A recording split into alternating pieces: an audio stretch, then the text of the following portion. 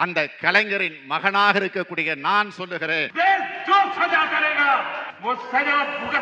தர்மம் தன் வாழ்வதனை சூது. I am not prepared to answer you. You are anti-Indian. முடிவு பண்ணிட்டீங்களா? யாருக்கு ஓட்டு போட போறீங்க? குடும்ப அரசியல்ங்கிற பேர்ல நாட்டையே குழி தோண்டி புதைச்சாங்களே அவங்களுக்கா? இல்ல நம்ம உரிமைக்காக போராடும் போது நம்மளை அடிச்சு துரத்தினாங்களே அவங்களுக்கா? நலத்திட்டங்கிற பேர்ல நிலத்தையே நாசமாக்கி நம்ம விவசாயிகளை அம்மனமாக்கி நாட்டையே தலகுனிய வச்சாங்களே அவங்களுக்கா? இல்ல கார்ப்பரேட் கைக்கூலியா மாறி பணத்துக்காக நம்ம மக்களையே சுட்டு கொண்டாங்களே அந்த அயோக்கிய அரசியல்வாதிகளுக்கா? யாருக்கு ஓட்டு போட போறீங்க? நீ என்னடா சொல்றது? எங்களுக்கு தெரியும், எங்க அப்பா அம்மா யாருக்கு ஓட்டு போட சொல்றாங்களோ அவங்களுக்கு தான் போடுவோம் அப்படின்னு நீங்க சொல்றது கேக்குது.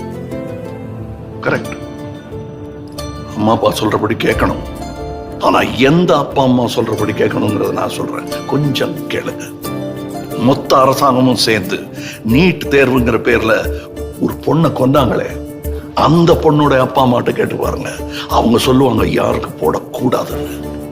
நாட்டை ஆள்ற தகுதியே இல்லாத தலைமை இருக்கிற இந்த நாட்டுல அதை தட்டி கேட்கிற ஒருத்தனா, உங்கள ஒருத்தனா கேட்கிறேன், யாருக்கு ஏன் ஓட்டு போட போறீங்க? வரும் ஏப்ரல் 18 குடிஞ்சு கும்பிடாதீங்க, நிமிந்து ஓட்டு போடுங்க. ஏப்ரல் 18 நீங்கள் வெற்றி களம் காணும் நாள். நாங்களும் தான்.